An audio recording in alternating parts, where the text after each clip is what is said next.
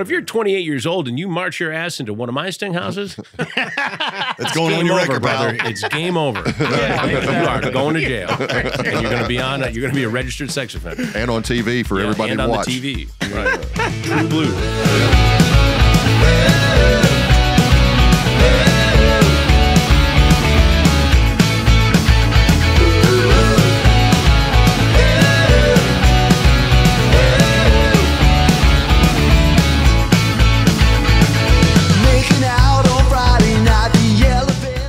Hey guys, gals, and non-binary pals, it's your buddy David Lynham here. Welcome to the X-File Podcast. We're in here for another episode this week. If this is your first time tuning in, please make sure you go and rate and subscribe and leave a comment for our algorithm on YouTube. I'm joined today by my co-host Jeff Allen. What's up? Terry Winkle over there, out of the studio in here with us. Yeah. All right. Cassio Kid is with us today. A shout out to our producer extraordinaire, Eric Fullerton, everybody. E-Dog in there, tearing it up. Thank you for always whipped creaming this turd every week.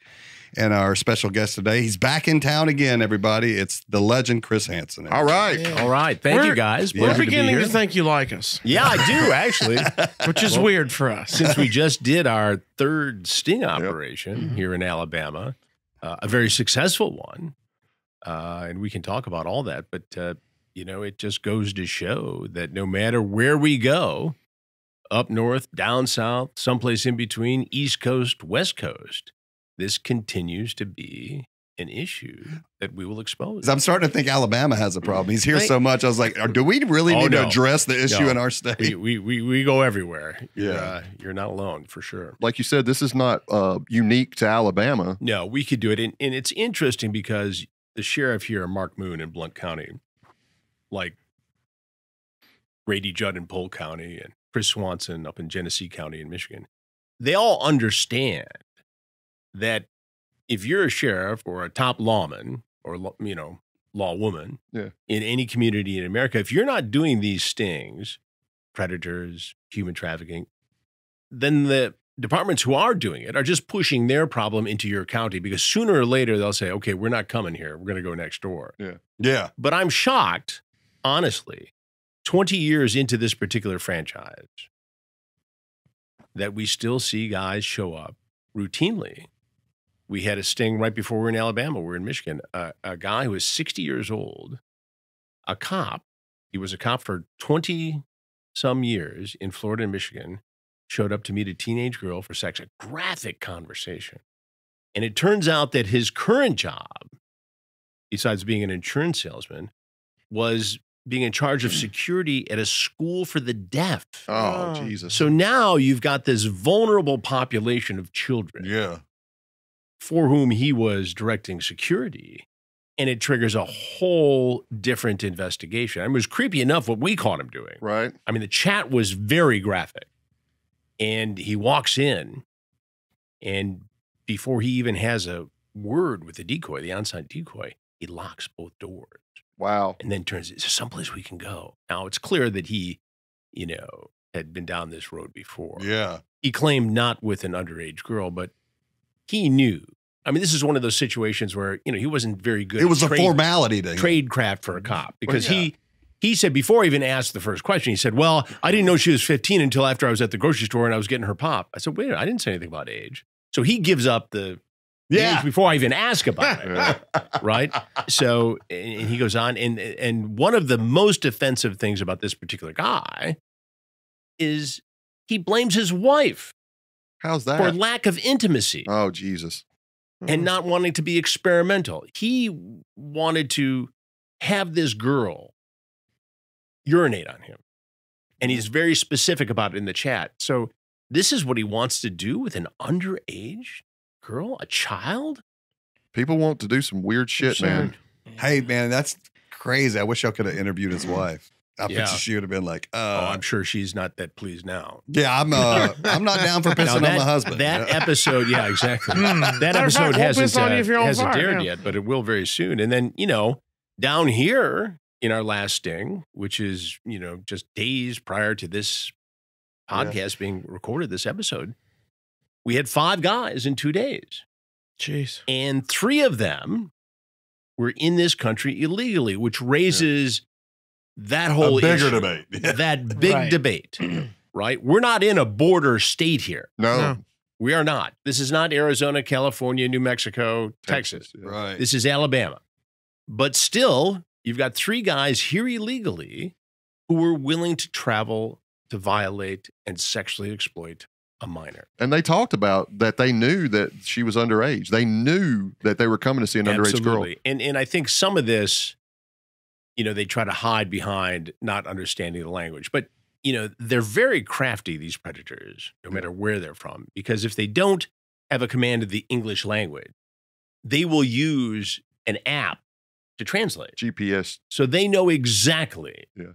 what they're saying and what they're bargaining Well, for. so speaking of that, the last two, the last investigation, we had 2 guys that were from, where were they, Honduras or somewhere, that they showed up together. 2 guys from Honduras who showed up together. Actually, 1 guy from Honduras and then 2 guys from Guatemala. Guatemala, yeah. Well, the thing about those 2 guys is he was speaking pretty good English and kept telling you he didn't speak English, but you Right. kept speaking to him in English and he would respond in English. And we Right. were talking in the control room where we were watching. It's like, for somebody who doesn't understand English, he's understanding and speaking a lot of it to Chris Hansen. Yeah, he sure was. And then Oh, I start, I've got the transcripts right here. And then I say to one of them, I say,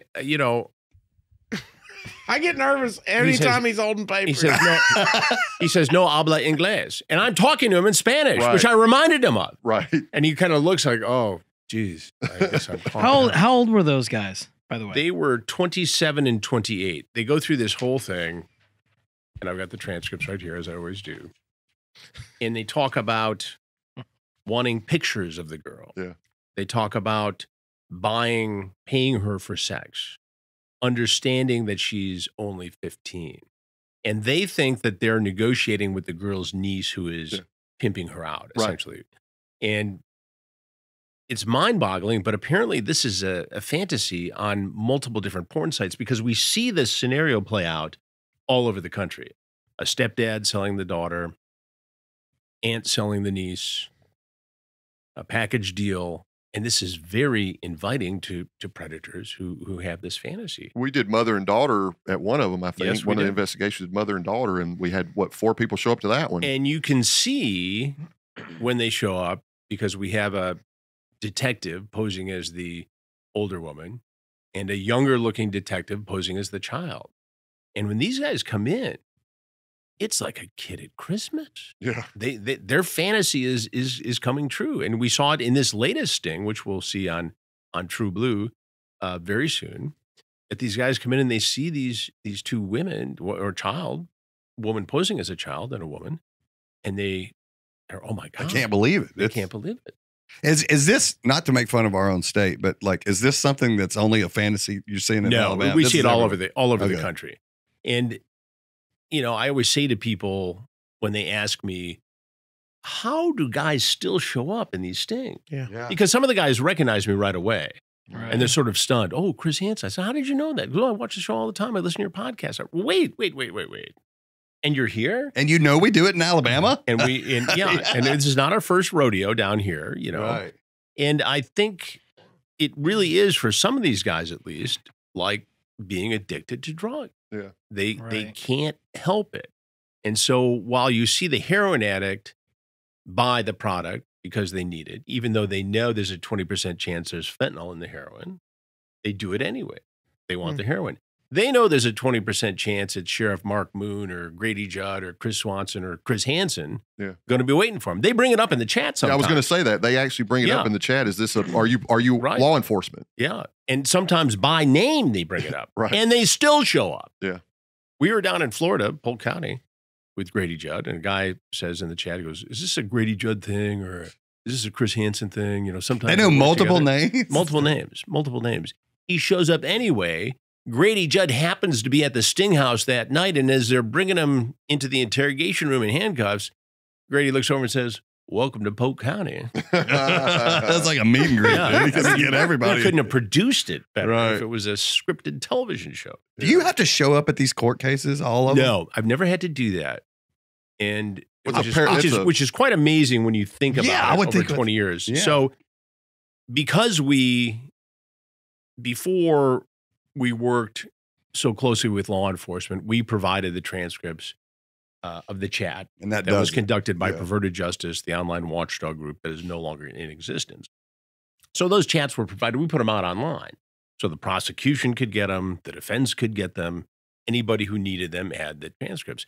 As we progressed and evolved, it became clear that it was going to be better from a prosecution and social responsibility standpoint to embed more closely with law enforcement. So when we do investigations now, the decoy is affiliated with law enforcement.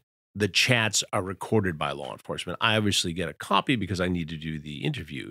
But this way, there's no question about chain of evidence. Only a very few of these cases, percentage-wise, over 20 years, have ever been kicked out of court, or a guy has been found not guilty, or they've dropped the charges. And that's because the evidence is so strong. Now, and when those things did happen, sometimes it was a case of, you know, where were the chats and who had them? And, you know, we want to subpoena perverted justices' hard drives, and they didn't want to do that for a lot of different reasons. But now it's within law enforcement. So it's virtually impossible to beat one of these cases. Now, you may see a plea bargain. Yeah. And you may think that guy should have gone to prison. That's fair.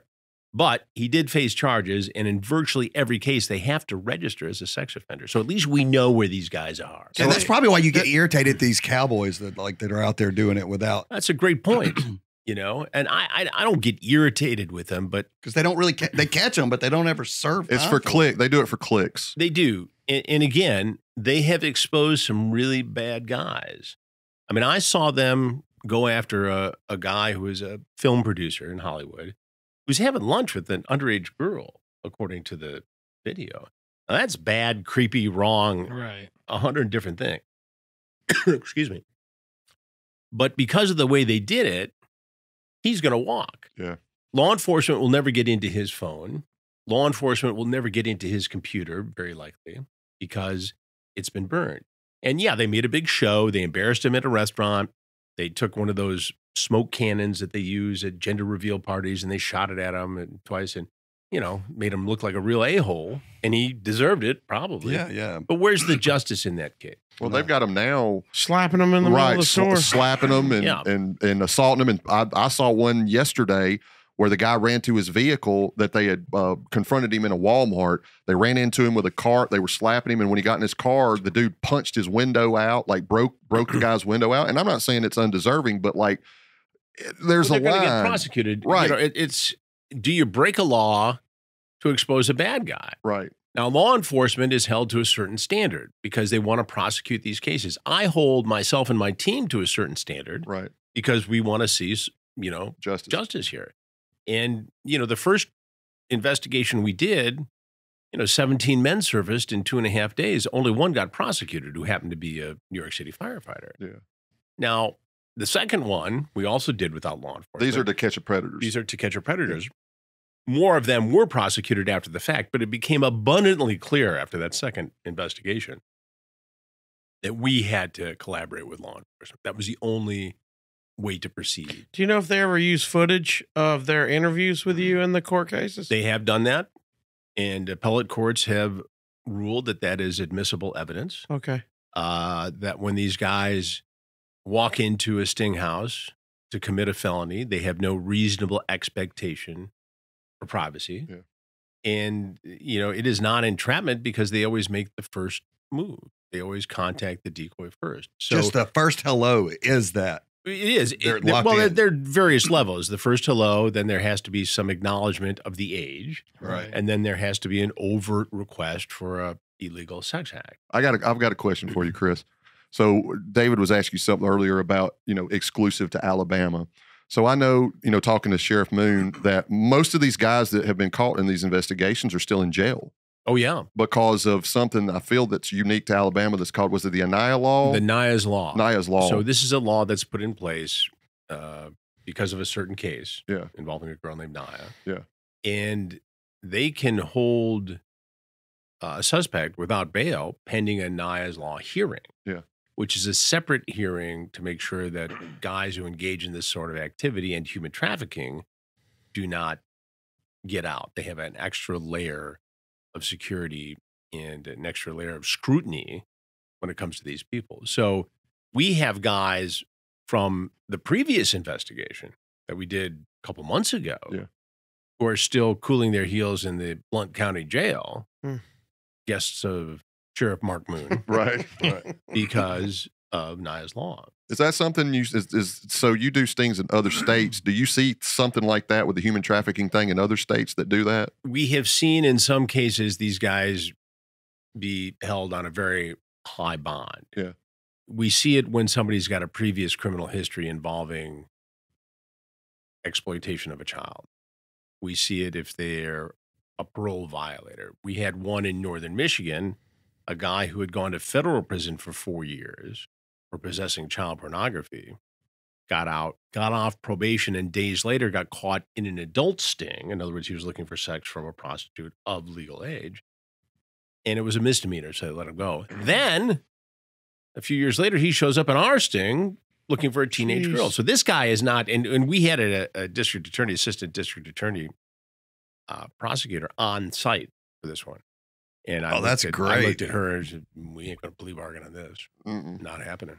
It looks bad for the state if they. Third time. And in fact, Homeland Security collaborates on a lot of these things in different jurisdictions. And so we've had to get clearance through Homeland Security to be embedded when they're involved, because it's a federal agency, obviously. And we have that. And we've worked very well with Homeland Security over the years on a number of different things. But there was a Homeland Security agent present on this, and he was the guy who busted the predator on the child porn charges years earlier, for which he served the 4 years in federal prison. And the guy's just shaking his head. Man, is there any good people out there besides Chris Hansen? There are a ton of them. We're all a bunch of us sitting in this room right here, and the vast majority of the good citizens of the state of Alabama and the county of Blount are all I mean, dude, I feel like people are watching this right now going, I'm thinking about having a kid, but my God, in this world? It's about education, it's about, look, we've got this big documentary, besides doing the predator stings, which we call Takedown on TruBlu. We've got at least a dozen, probably 15 different major documentaries being produced that'll go on TruBlu and as well as other, streaming networks, platforms. And one of them is on sextortion, where these kids get approached by scammers, often in West Africa, posing as teenage girls, send them a hot pic, send me something back, and they extort money from them. And some of these kids get so embarrassed, and these guys are so diabolical in their pressure campaign that some of these kids are committing suicide. Yeah. Wow. And we've talked, I've sat with 4 sets of parents. And when I was at CrimeCon, I'm in tears. And, I've seen a lot of stuff in 42 years, right? I've been around the world, seen some really, really dark stuff, child exploitation, all kinds of things. And to sit with a parent as a parent, and you don't always get over this. You never get over it. You learn to live with it. Right. And you got to let your kids know that it's okay to come to you if they've screwed up. Yeah. And say, look, I'm in a jam here. Right. Because if a kid has 30 minutes to talk to their parent, they're not going to commit suicide. It's a 30-minute window that they get so banged up about this stuff that they go get their dad's gun or they hang themselves in the closet or do something horrible that's irreversible, obviously. Yeah, I think it's extremely important, because I'm obviously a parent, of 2 daughters, and now I've got, soon to be, 3 stepsons. And I think it's extremely important to communicate with them. Oh, you have to. You don't need to be their best friend, but you need to be their friend. And your job's not to be their best friend. To let them know that, like, especially today with the cell phone and social media and all that stuff, they just don't know. They're vulnerable, and they don't even know. They can't see through the moment. Correct. Right. And the sad thing is, it's happening. It's sad if it happens to any kid, but the kids who are killing themselves in some cases are the ones who are worried about their scholarship. They're worried about their sports team and what they're going to think. And nobody gives a rat's ass at the end of the day. In 2 weeks, Grandma's going to forget that she saw a picture of your junk on Facebook. If it even goes that far. Nobody cares. Nobody cares. The things with kids today is that's their everything. Snapchat. Like they've been programmed like that. Well, what if somebody says something nasty about you on Twitter, Instagram? I mean, you're going to let it roll off. but you've also been out and about in the world a little bit. The kid sees that, and it's traumatizing. It'll destroy their ego. Yeah, it messes with them, self-esteem, their feelings. Yeah, you know. How do you decompress after this, Chris? You know, I've gotten pretty good at compartmentalizing over the years, in you know, separating that from regular life, whether it's going to the trainer on a Wednesday morning in New York City, or going for a run, or playing golf, or trying to get out on the lake, or skiing in the wintertime. And, you know, I've been very fortunate to have a very good family life, you know, with wife and kids, and even being on a second marriage for a long time. I'm amicable with my previous wife. You know, everybody gets along in my world. Right. And so it's a very comfortable place for me to be. I'm very proud of my kids and my stepkids, who've all achieved a great deal of success. You know, how much I've had to do with it, you know, I'm very lucky. You know? Right. You can roll the dice. You can be the best parent in the world and still have an issue. Dude, you can. Yeah, it happens. Yeah. Great parents. And people always problems. assume it's the parent's fault. You've seen it. It's not always that way. So I sort of live in this really idyllic personal life that I've carved out, or that I've been granted. I can't take credit for it. It just, you know, that's the way it worked out. And everybody gets along. And you know, I was on Fox News last night talking about the immigration People were issue. texting me you were on. Yeah, in our last sting. And my second son, who's a correspondent for Fox News, works in that building. So he comes down to the green room, and we go out to dinner, and life's pretty good on a Wednesday night, having dinner with one of your kids in New York City after both being on the TV that day. Yeah, how's it feel being back on network? It's great. I mean, I think the Fox is a great network. Look, you know, I try to take the political theater out of my reporting. We've talked about this. Yeah. And Fox doesn't try to sway my reporting one way or the other. It's good, solid reporting that is dramatic enough on its own. Right. Sure. Yeah. And different hosts on different networks obviously have a political point of view, and that's their job. Right. But when it comes to my work, nobody's spinning it, you know? And if Jesse Waters wants to have me on his show, which is the #1 show on all of cable, then I'm going to be there. I don't blame you. And again, part of what different hosts do involves showmanship. I get that. Yeah. There's part of what I do is showmanship, but I try to take, for me personally, the political theater out of it, because it's dramatic enough. Right. Without that. And I don't care what side you're on. If you've committed a crime, I'm going after you. I'm pro-justice. That's all anybody needs to know about my personal beliefs. Yeah, if they steer at that direction, they're losing focus of the topic. That's up to them. Well, your journalism is different. You didn't come up doing the Tucker Carlson or the Bill O'Reilly, like being, like you said, political theater. Right. You took a different avenue. And there's nothing wrong. I'm not criticizing any of those people, either on the left or the right. That's their job, to stir it up and have a point of view. And I get that. But what I do is pro-justice. And I'm very comfortable in that role, no matter where I'm at. Well, you're right. Like, you watch you on Fox, and you're right. They don't push you one way or the other. Your segments have nothing to do with their political It's a dramatic enough segment without it. Exactly. You know? I mean, you don't need to add to it. You know, you've been cool enough as it is. In all your thing, you've been very humble, though. You have compassion for some of these people I've seen. I do sometimes. You know, and you do feel sad for the sad sack that walks in. But then when you start to think about what would have happened, if we weren't there, correct, in a team, what's going to happen when these two guys who don't speak English that well, and now they might have been BSing us a little bit, but what's going to happen when they go in there and they want a better deal for their sex party? Exactly. And they can't communicate. When does that get violent? The one guy walks in after saying, and this wasn't one of the guys who was here illegally. This is a guy who's 35. Second guy, right? Absolutely. Yeah. And after saying that he loves younger girls, she says she's 15. He says, that's cool. 15 is my fantasy. Now, he says in the chat that he's only 19 years old. Yeah. And people go back and forth on this, even in my own production team and editorially. You know, if somebody says they're 18, do you even invite them over? Because 18 to 15 theoretically could be a Romeo and Juliet, even though it's illegal. Right. They could both be in high school.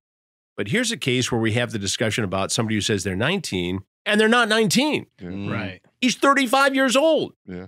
And we see this lying in the transcripts all the time about age. Now, sometimes we have the ability to figure out who they are before they get there. And I don't want to get into tradecraft or that sort of things. I don't want to give it away. Sometimes we don't know.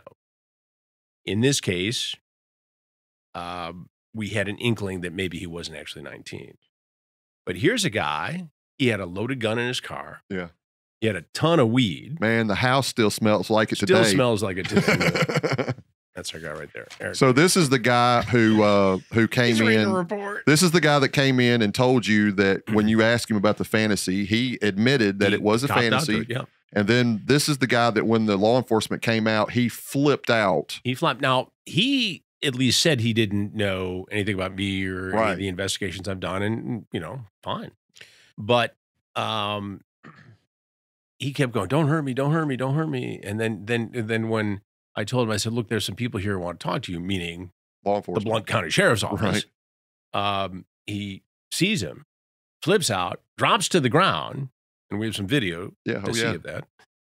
And he's worried about his own safety. Don't kill me. Don't kill me. Don't kill me. Don't kill me. What about the girl who you were there to sexually assault? What about her safety? Yeah. Well, you told 35-year-old man on the floor. Don't hurt me. Don't hurt me. You told him. you told him. You told him because he asked if I'm going to jail. Yeah. And you told him I've got damn right going to jail. I've got two things I need to tell you. One is yes, you are going to jail. Exactly. And second, I'm Chris Hansen. Right. And that's when the people came out and dude flipped out. Well, just Like seeing my mad or cameraman. just Like he just fanboy? No. Like he got We've had scared. We've had that happen Oh, before, in but David's not in this words, case. so he'll understand, he shit his pants. Yes.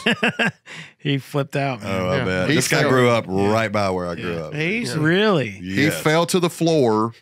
Like the police didn't even have to take him down. He went down on his own and he just started screaming, please don't kill me. Please don't kill me. And then, Is that how your episodes have ever ended? yeah.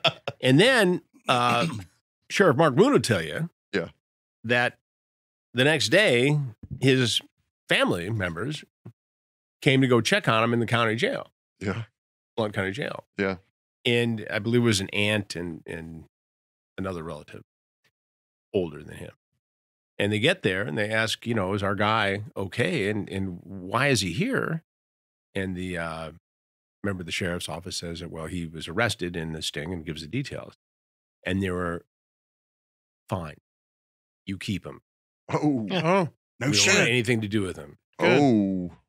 So family, like, God-fearing religious people, and we don't want anybody who's going to trifle with the child. wow. No shit. That's crazy. I wonder if he had like some other issues like that before and they knew about it, because sometimes you kind of go, your kid like, oh my God, I can't believe they did that. My kid would They don't want to never turn do him that." in, but they want him to get caught. Yeah, Right, so I don't wonder know. if- I haven't seen evidence of that, and nothing surprises me anymore. Right, yeah. Quite honestly, Terry.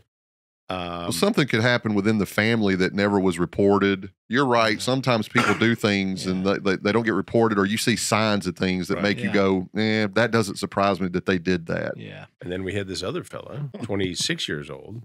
This is the and, first guy. The first guy walks in, and his chat, very clear, in English. starts with, I want to do it raw with you. Right? Yep. That's a I'm good way to 15, start a that's chat. cool. As for a picture of the child, wants to do it raw, talk about a price, he wants to pay for the girl. Talks about Cash App, says he's going to stop at the ATM, That's great. and then boom, he's there. Let me ask you this: how many would you say? Because I want to see the other side of the coin. Yeah.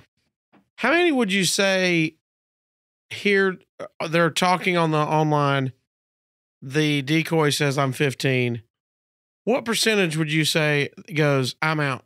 Yeah. We see that. 50-50 maybe? Because I'd like for it to be real, like a high percentage Right. of people that bail. And it's probably 80-20. not going to be. It's probably not going I'm to be. trying to be as accurate as possible with my answer. We frequently see I'm out. Occasionally, they'll call law enforcement. Okay. Really? So there's That's some good. hope out there. Okay, Yeah, good. there's hope. Yeah, so there is hope. And sometimes they'll reference the law enforcement agency in charge of the investigation. But more often than not, Oh, no. if they get to this point, right? I mean, there's a reason why a guy is in one of these social Sites. media Yeah, platforms, to begin right? with. And once he finds the age, the best thing he can do is just ghost, right? Don't even get into it. Yep. Right. Some will say, you're going to get yourself in trouble. You shouldn't do this. More often than not, we see people who show up. And then after the fact, after they get caught, they will say, I was just here to help this girl out. Yeah, I was sure. just going to, be a good Samaritan. And at that point, like, well, don't you know what 911 is? Yeah. Right. Yeah, that's hard to walk yourself out of when you show up. No, not when you're there and I got the transcription. Well, not just that, or the ones that show up with a soda pop or a bag of McDonald's food or something that the decoys ask for. Right. That's evidence. Yeah. So the guy Shows that you're talking, intent. the Miguel guy, he was the one that came in. So he gets there, he comes in, he turns around, he locks the door, Yes. moves forward, then Yes. something spooks him. He turns to run away, and Me. I forget that he locked the door, Yeah, he And he's- couldn't get out. trying to get out, and he can't. And of course, law enforcement just Yeah, they take get him to out. the ground. Put him in the chair, and then I had my way with him. But, Mhm. they're all very sad and apologetic after they get caught. Yeah, I mean, imagine the guy in the previous investigation, the one we did before the one last week from this recording. Yeah. 70 years old. He Yeah. semi-retired, works at a car dealership. Desperate Dave. Desperate Dave has a great job, but he got snagged once before in a prostitution scene. Yeah, And everybody stood by him. His wife stood by him. The auto dealership stood by him. He got his little slap on the wrist, and off he went. And now he's in this sting, talking about, I just wanted to see if I could actually do it with a 15-year-old. yeah. Knew who I was, Oh yeah. shook my hand on the way out with his handcuffs on, thanked me for the work I did.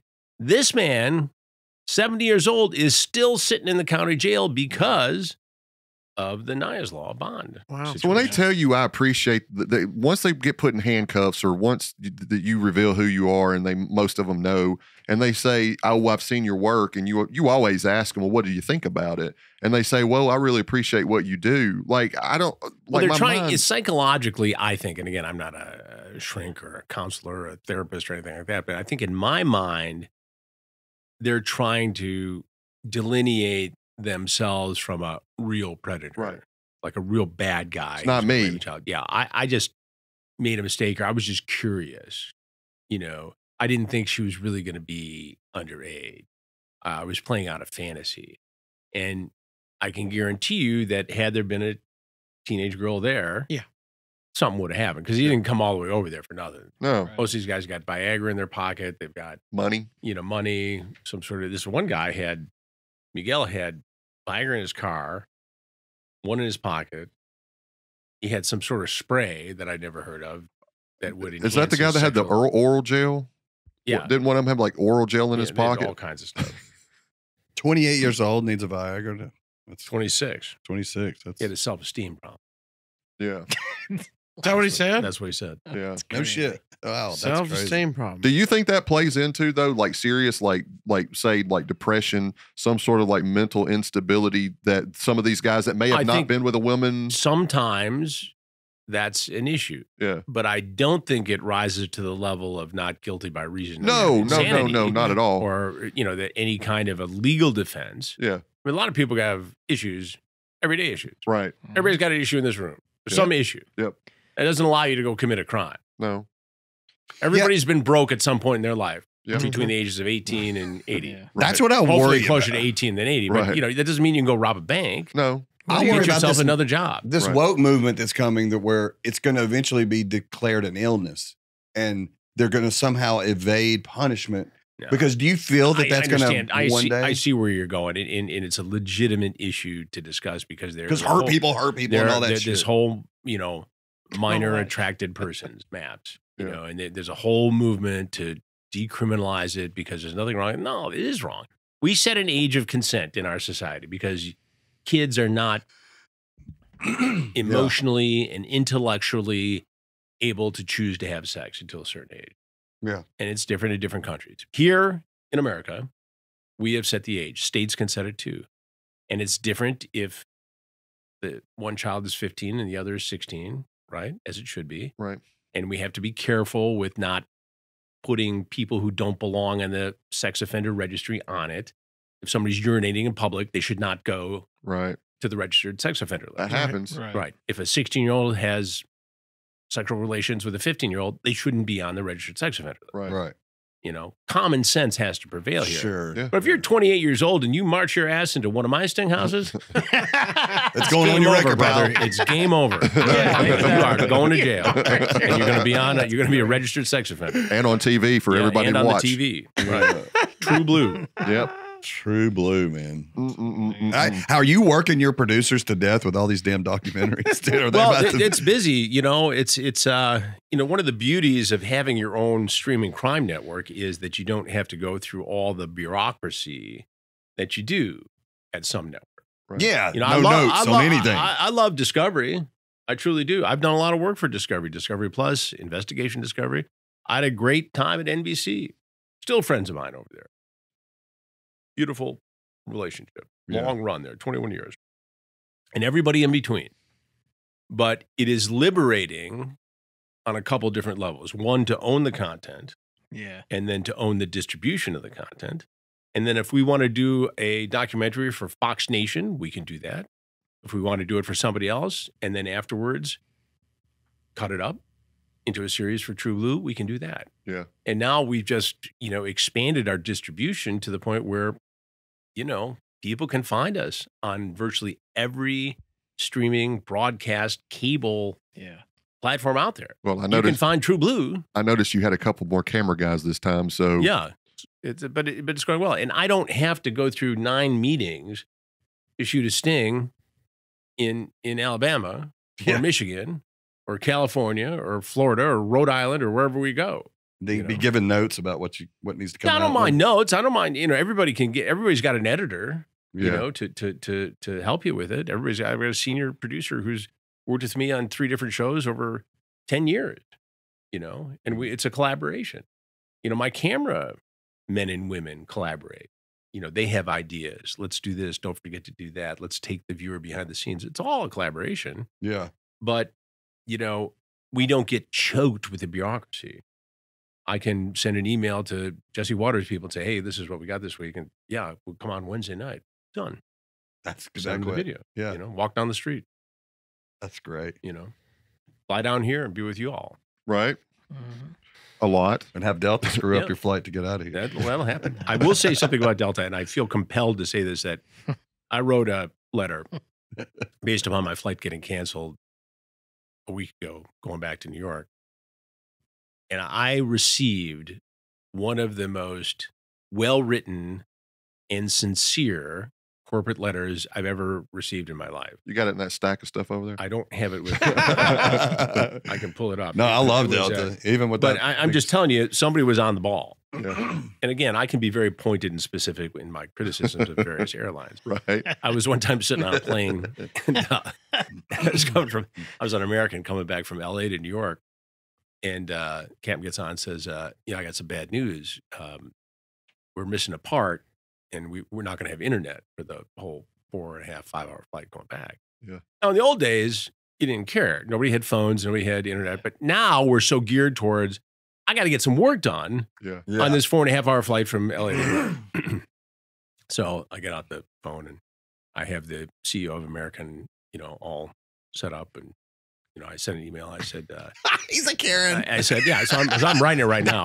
And I try to put a sense of humor into it, you know, Right. because otherwise you're just a jerk who's Barking, yeah. Yeah, barking. So I have a little fun with it and go back and forth. I said, you know, the captain got on and said that there's a part missing from the internet. I said, I assume there's a Radio Shack nearby that they could go and get that part and fix it. But apparently not. I said, thank you for your understanding and taking time to read this. And by the way, if you want to get back to me the next 4.5 hours, I'll be out of pocket because I don't have internet on the damn flight.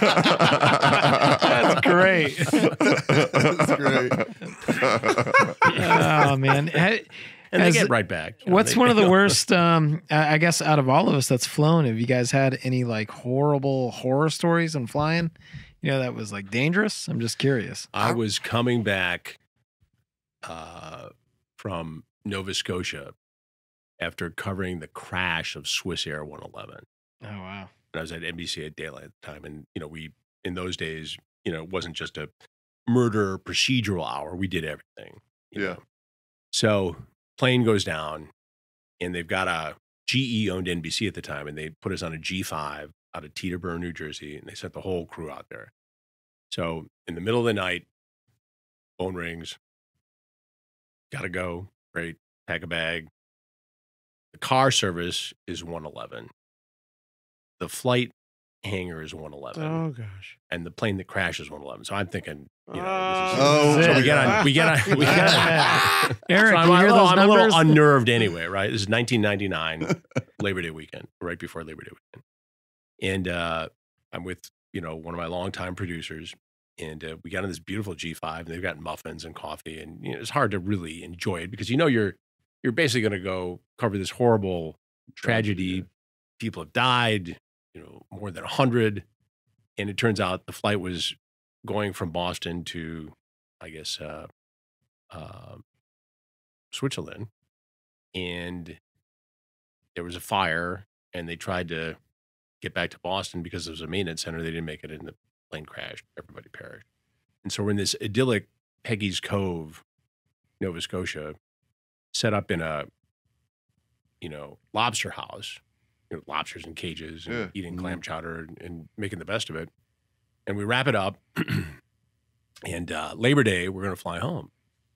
And there was a strike, airline strike in Canada. So we're on a secondary carrier, and we have to go from where we are in Nova Scotia to St. John's and then to Boston, and then take the shuttle from Boston. We were on a 12-seater plane that hit a storm. I have never in my life been throttled back and forth, up and down. And my producer, who's trying to make everybody feel better, is trying to make conversation with the flight attendant who's strapped in the back.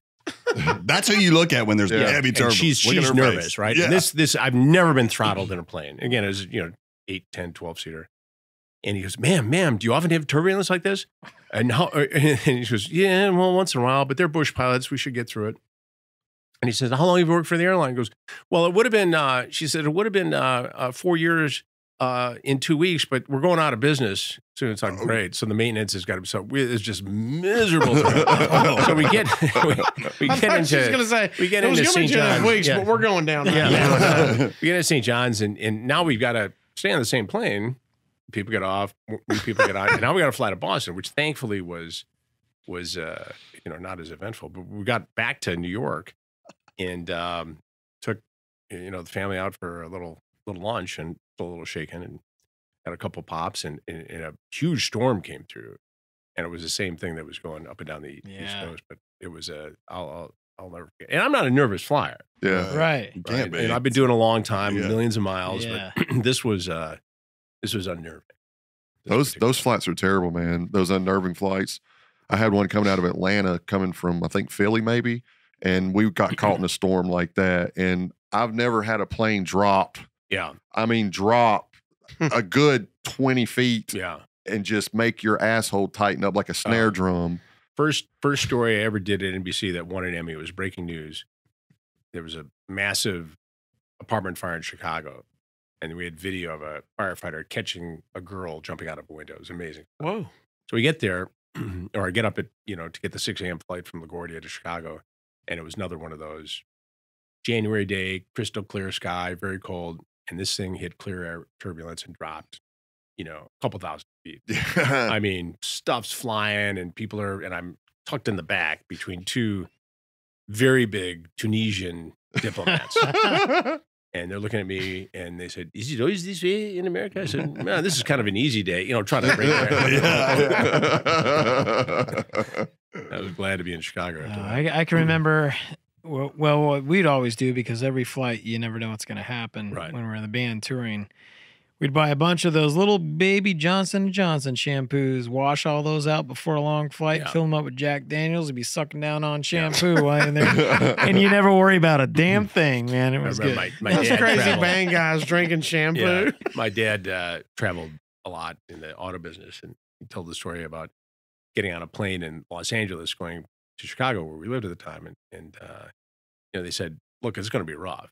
And he tried to get an upgrade into first and couldn't. So he's in the very last row of the plane, which is notoriously more uncomfortable than the rest of the plane because it yaws and moves around, and they buckle up and they're into it and it's unpleasant. And he's clearly not liking it. And the flight attendant who's buckled in taps on the shoulder and says, "Can you keep a secret?" And he goes, "Oh yeah," and hands him about 6 Canadian clubs. And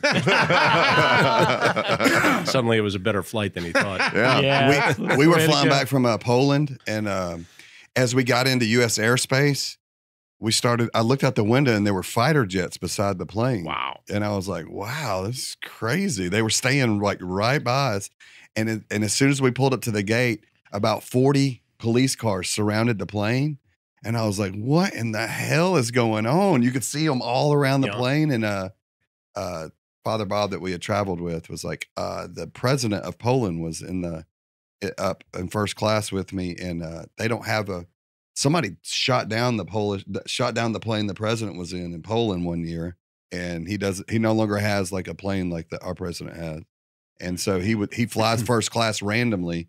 But I mean, they know who, he's on the flight, but it's crazy that he was in first class. Well, I remember after 9/11, before they had hardened all the cockpit doors, you would literally have a flight attendant look at you in first class if you were sitting up there and say, "You guys are my last line of defense. I'm counting on you if something happened." And this was not so relax, have fun. Yeah.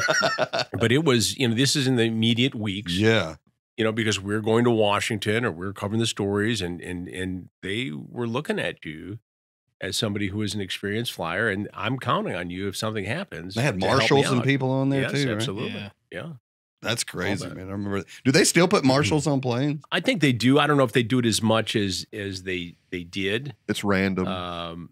But used to be the rumor there was one on every flight. Yeah. Well, I think in the aftermath of 9/11, I think that was probably true. Yeah. I mean, they hired a massive amount. A lot of guys retired after their 25 years were still, late 40s, early 50s. What a great gig to go be a U.S. Air Marshal. Oh, yeah. Just fly around. Yeah. In secret. And help somebody out. I mean, look at what happened. Yeah. 4 planes and, theoretically there could have been a 5th. Man, I could imagine. You said you did a lot of corresponding for all that. Man, that had to have been nuts. Yeah. Absolutely crazy. Well, we didn't do anything for 30 days except cover it. Yeah. And if you let the entirety of the story overwhelm you, then you're really not doing your job. You have to take it a slice at a time. Yeah. So you take one element of the story or one angle of the story, and we had so many people. I mean, that's all we did for literally a month. And I remember it was on Veterans Day, and the kids were young at the time, my older boys, and we were going to go fishing, fly fishing. And we're all geared up, ready to go. And phone goes off, and an American flight had crashed out of JFK, which had nothing to do with terrorism. It was a mechanical issue, but we didn't know that. And take your fishing gear off. Dad's got to go back to work. Yeah. But that was our mindset at the time. It wasn't anything that happened. No. What dictated the terrorist level going up and down different colors? What was it specifically? I think the threat matrix. So it's a combination of, what intelligence is being gathered, what they're hearing on various surveillance methods. And there's just they call it a chat level on the threat matrix. So if they're hearing a certain amount of chat in a terrorist prone country, in Afghanistan or Pakistan, it jacks up the level. Now, I'm not pretending that it's absolutely scientific and there's an exact number, but part of it's a sense that something could be afoot. And there were terrorist plots. There have been terrorist plots that were overthrown. Some that we know about, some that we don't. Yeah. There's another documentary. Yeah. No, and people have done that work. And people have done some incredible stories on stuff that almost happened. And, I was very fortunate at the time to have, and still do, have a lot of people in law enforcement, federal, local, in the intelligence world. And so we were, pretty well briefed on it all. But every day you start over again. What's happening? Have you toured that 9/11 museum over there? I have several times. I've been through it, and I got rushed in like an hour and a half, 2 hours. I want to spend all day in there. You can spend all day, and you remember things when you go through there. I mean, just the one area where they have the phone Yes. recorded messages. And you can listen to I'm them. on the 83rd floor and it's getting hot up here, but I think we're going to get rescued by helicopters. Yes. And you know, they play the 3 messages, you know, 20 minutes later, I don't know how this is going to go. I mean, they're heartbreaking. Yeah. Yeah, it really is. And just being out there. I mean, I remember listening to my voicemail. You know, I was in Toronto on an unrelated story. Where are you? And we tried to get on a plane to get back to New York and no flights. I mean, the CIA and the Canadian government shut down all air traffic over Canada and North America and ultimately around the world. But we rented a car. We drove from Toronto all the way down, and we got to a point and said, you know, do you want us in New York or do you want us in Boston where, you know, the majority of these planes came from? Yeah. Yeah. They said Boston, we're uncovered there virtually. So, and I reported the first couple of days out of Boston. But, you know, I remember some real heady decisions. I mean, there was that first night, multiple sources were saying that we had shot down the United plane that went down in Pennsylvania. Yeah, it's heading towards the White House. That was the plan, or the Capitol. Yeah. Multiple good sources. And I just had a feeling that maybe that wasn't the case. And so we never reported. It ended up not being true. You know, the plane was forced to the ground by the passengers or by the hijackers, but in the struggle for control of the plane. So years later, this documentary comes out based upon what was going on behind the scenes for President George Bush that day and his staff. And they thought the government had shot down, the military had shot down. Because there was an order floating around. There was an open order there. You got to do it.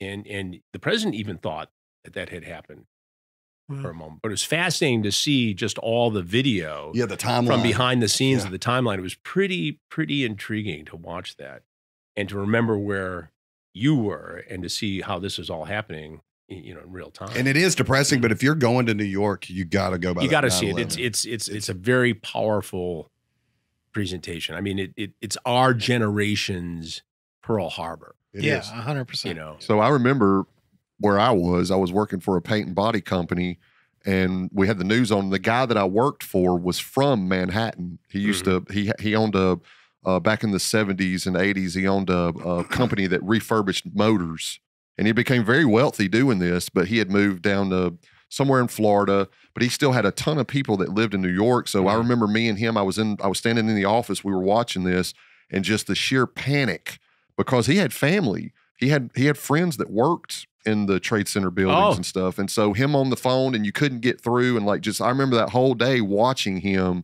It was just my voicemail had, when I got around to doing it, you know, to listening to my voicemail, hey, Chris, I know you cover aviation. I think I just saw a plane crash into the World Trade Center. I mean, these are the messages because people were down there doing it. And I remember, I was living in Connecticut at the time. And so we'd take the train into the city, you know, and I'd go home at night for a couple hours sleep and go back into the office. And there were certain cars that never moved. Yeah. And every day there'd be a little more dust and a little more dust and a little more dust. And you finally came to realize, they were in there. The owner of that car isn't coming home. Yeah. They were in the World Trade Center or in one of those areas nearby that was affected. That's crazy. That's insane, man. This was was it 2001 when that happened? Yeah. So this was maybe 4 years before the first Catch a Predator episode started airing? It was 20 years in March. So yeah, 2001. And then we shot it in March of 2004. It aired that September. Yeah. Wow. Well, great stuff. We're going to lighten it up a little bit because we do have our phone call set. All right. Well, I gotta. And I'm going to ask a question in between because it's about to go from sexual predators and 9/11 to we have no idea what's about to be on that voicemail. All right, I'm ready. If we ever caught Chris Hansen, if we just looked over at a concert and said, man, that looks a lot like Chris Hansen, what concert would it probably be at? Probably besides Dua Lipa. Right. She's great, by the way. What a talented human. But probably Rolling Stones. And you know what we're going to go see in a couple of weeks is Tedeschi Trucks. Yeah. Oh, wow. And they're so good. Yes, they are. And I remember seeing the Allman Brothers at the Beacon Theater when he was, you know, playing with them. Yeah. Being impressed with what a prodigy as a young guy. And, you know, the dad obviously is a very talented musician. But yeah, Probably Stones, Tedeschi Trucks. What's the last rock and concert roll. you went to? Oh, no. Stones in New York. Oh, Can you believe how old Mick Jagger is dancing? He's like that? 81. I have a friend of mine who's Imagine Joe Biden doing that. Yeah. dancing like that on Yeah. stage. That, I was about to say, Exactly. I'm not a big Stones fan, but I went and saw them live when Yeah. they came to Nissan Stadium, Nashville, where the Titans great. play. And you watch them live, and you're like, I mean, I get it now. So we were in L.A. My wife and I 3 weeks ago, and we were very fortunate enough to stay at the Beverly Hills Hotel. And you see a lot of people around that pool there. And I know that the restaurant there, Pacino goes in there, and Pacino's the mother of his child is friendly with Ronnie Wood's wife. Okay. And so anyway, we know that in the background. I know they've been there the same time we've been there having dinner. So we're sitting there by the pool on the day off that we had in between the stuff I was working on. And Gabrielle says, that guy's a security guy, but somebody's in one of those cabanas. I said, yeah, you're absolutely right. He is. I think nothing of it. And then I see coming out of the cabana is Ronnie Wood and 2 family members. And now you're not supposed to take pictures down there. And I understand why, and I want to respect it. So he's walking by, and I said, hey, Ronnie, Chris Hansen. He leans over, shakes my hand, and we chat for a second. And what a nice guy. But for a guy like me, who's been a Stones fan for Ever. 58 years, Right. Since I bought my first 45 of Brown Sugar, Yeah. and the Right. B-side was Bitch, Yeah. and my mom heard me play that song. She almost confiscated the record I got it. I don't know if I like that. But with the tongue on the album. But the Stones are great. And this is how long I've been around on this planet now. Last Christmas, my second oldest son, the one who works for Fox News as a correspondent, got his brother and I, as a Christmas gift, tickets to the Stones concert in New York, actually New Jersey, in the football stadium. And we went, and for a stadium concert, it was exceptional sound, and they were great. Yeah. And I said that to my new best friend, Ronnie. My wife correctly predicted, goes, she said, I know every time you tell that story, it's going to get better and better. Now it's already improved. Yeah. That's what I mean. It's better today than it was, 3 weeks ago. It's just, yeah. Well, Ronnie, so I was reaching out to Ronnie, but I've got a friend who is equally as crazy Stones fan as I am. And so I texted him the other day to wish him happy Mick Jagger 81st birthday. That's awesome. Happy Mick Jagger's birthday. Well, so it's funny you said that. You tell that story. Who was it? It was Kevin Martin from Candlebox who says that, you tell the story and you embellish because you want the story to be as good as you think it is. Yes. Right. So that you create this memory to where you continue to tell the story. And it may be some embellishment here, but you do that because you want that memory to be as good as you remember it to be. Absolutely. So Welcome to stand-up comedy. Yeah. Exactly. That's a beauty. All right, let's go to the phone lines. 412-4-ADVICE. You can drop a comment, a question, a suggestion, whatever you want. You could tell a story like we were just talking about, whatever it may be. 412-4-ADVICE. If you ever see an upcoming guest that we leak out, you can ask them a specific question, or you can just send a general question to us here in the room. And this one, I'm understanding, is pointed towards Chris. Yes. Specifically for you, Chris. The interrogator gets the question. Yeah. 412-4-ADVICE. Need you to have a seat, Chris. Yeah. All right? Yeah. Here we go. Hi there, X5 guys. This question is for Chris Hansen. First of all, I want to say thank you to Chris and then also every sheriff involved in these sting operations that you guys do. It's important work. We've all heard stories about guardians and even parents sometimes having their kids in a situation of putting them on these websites where these guys come to look for kids. And my question is, do you guys have any advice or know of any resources for kids who may be in a situation with a parent or a guardian and they want to get out of it? Thank you so much. Keep doing what you do. Well, thank you. That's a great question. And I see things on social media platforms all the time that disturb me, specifically when a parent is exploiting their child. For instance, putting a young girl out there modeling clothes, hoping for a sponsorship when she should know Or at Who's least be really aware looking at that? Who's really looking at Yeah. it, Yeah. which are bad guys, predators, many of whom are, records of doing this stuff. Having said that, if you think a child is in a dangerous situation, contact the internet service provider. The National Center for Missing and Exploited Children is a wonderful resource, and your local law enforcement. Make a record of it. Make a record of it with law enforcement, with the platform. File the complaint. There's a place to click and do that. You can report an account. And obviously, if you need further resources, NCMEC is a wonderful place to go. Go to their website. You can report things. They're very proactive. And What was it? The National Center for Missing and Exploited Children. Okay. NCMEC Okay. is the acronym. Acronym. And, it was the foundation that John Walsh put together. Oh, in that's the great. aftermath of losing Adam. And it's grown to this amazing organization, which I support wholeheartedly and have done some fundraising for over the years. And John's a good buddy, and they do great work. And it also, just to take it one step further, excuse me, if a kid does get caught up in one of these sextortion things, there are ways to get this stuff off the internet, and NCMEC will help do that. They've got a whole step-by-step. Yeah. And that goes back to, like you said, parents have to be that voice that they hear that says, this is passing. Right. This is not It's not the end of your as life. big as you think it's going to be. Right. And come to me, because I was a dopey 15-year-old Yeah. once too. I mean, we say it all the time. If we had all this when we were young, we'd be like, I would have did something If stupid. we wanted to look at naughty pictures, we had to go up the street, sneak into Bobby West's garage, get to the box where the Playboys were, get the Playboys out, take them to the woods, and review the material there, which wasn't even that racy in hindsight. Right. Just a hairy mess. Yeah. You said that, I did. Chris even knows how to politely tell that story, and then we review the material, Yeah. and then we return the material. Then you How do bury it in a hole and hope you can remember. That's it. exactly where I found my first one. How Was did- in a drainage ditch. How do you think Chris got? Drainage ditch. Hey, how do you think Chris got so good at reviewing transcripts? Yeah. Got to read it quick. Viewing material. Read it upside down. Well, Chris, thanks for coming in today. As Well, always, it's a pleasure. man. Thanks It's for a treat. having me. I appreciate it. We're probably going to have 100 more episodes with you, so it's not like it's a goodbye. It's a goodbye for now. We'll see you soon. Yeah. All right. Thanks for coming in, and My y'all, pleasure. thanks for tuning in, and we'll see you guys next week.